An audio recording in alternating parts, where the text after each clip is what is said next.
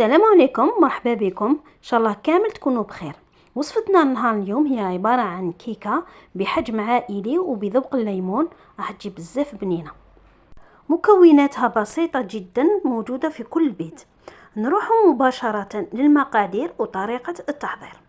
هنايا في اناء جبت 4 حبات نتاع بيض، يكونوا على درجه حراره الغرفه، ما يكونوش باردين من الثلاجه. زدت عليهم كاس تاع سكر عادي، هذا الكاس يرفد 220 مليلتر. زدت عليهم غرفه صغيره تاع لافاني ورشه نتاع ملح. راح نخلط كامل هذه المقادير بالباتور. من الاحسن نخلطهم بالباتور، وإلا ما عندكمش الباتور معليش بالفوي، بصح نخلط مليح مليح حتى يطلع لي الخليط وتبدل اللون تاعو.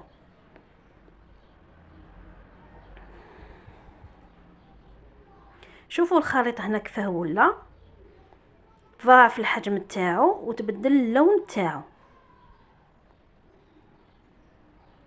راح نضيف هنايا كاس غير باع نتاع زيت، كاس الا ربع نتاع زيت.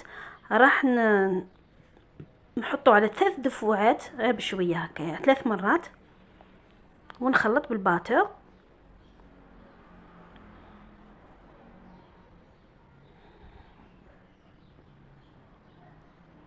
ونزيد ثاني كاس غير باع نتاع حليب يكون دافي، ونزيد نخلط مليح بالباتور. هنايا راني قلبت الخليط تاعي في اناء واحد اخر، خاطر الاناء الاول كان صغير وفاضل لي كاع الخليط منه. هنايا زدت 2 كيسان نتاع فرينه مع 2 ساشيات نتاع خميره الحلويات. ساشي يوزن 10 غرام. هنا حنغربلهم، لازم نغربلها الفرينه باش ما يخرجوليش هذوك الحبيبات.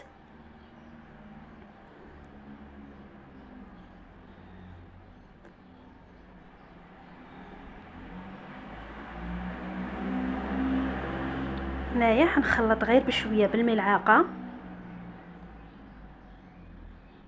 شوفوا كيف ولا الخليط.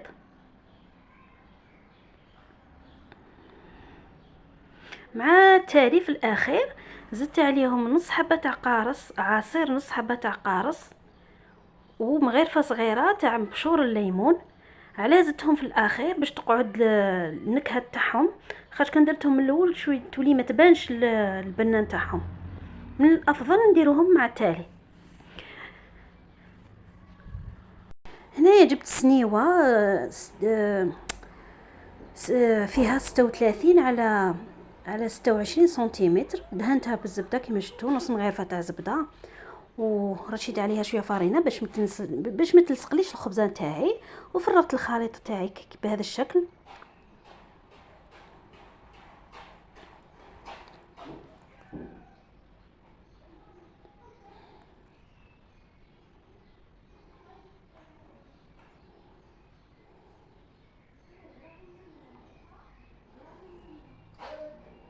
راح نسيي نخبطها بهذا الشكل باش يجيو الحبات تاوعي متساويين. ومن بعد درتها في الكوشه، كنت شعلتها من قبل، درتها طيب على درجه حراره 180 مده 15 دقيقه. هنايا راح نحضر الكلاصاج تاعي. هنايا درت نص حبه تاع ليمون معصوره، زدت عليها 4 مغارف تاع ما زهر،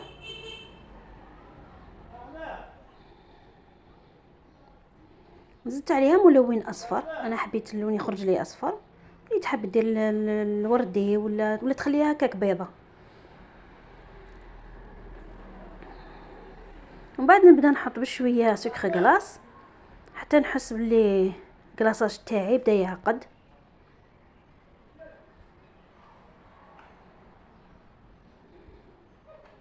هنايا خصني السكر كلاص، ما كانش عندي متوفر لي بزاف، على هذيك جاتني جاريه شويه. هنا راهي طابت الكيكه تاعي، شوفوا كيف جات. راح نفرغ عليها هذاك الكلاصاج وشويه جاري، من الاحسن يجي عاقد.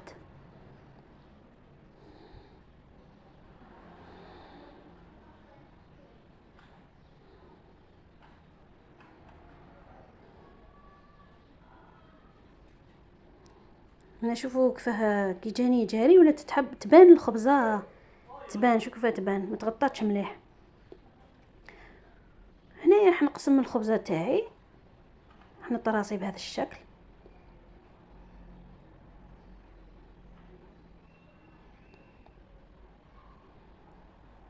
كي قسمتها خرجت لي 20 قطعه.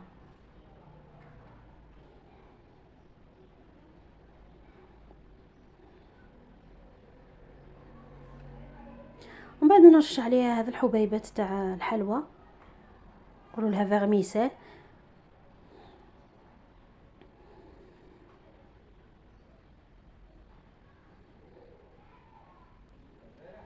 هنايا نوري لكم قطعه تشوفوها كيف جات من الداخل، جات عاليه وجات بنينه بزاف وخفيفه. ان شاء الله تجربوها تردوا لي الخبر في التعليقات. هذا هو الفيديو تاع نهار اليوم، ان شاء الله يعجبكم، ونتلاقاو ان شاء الله في فيديو اخر ووصفه اخرى، والى اللقاء.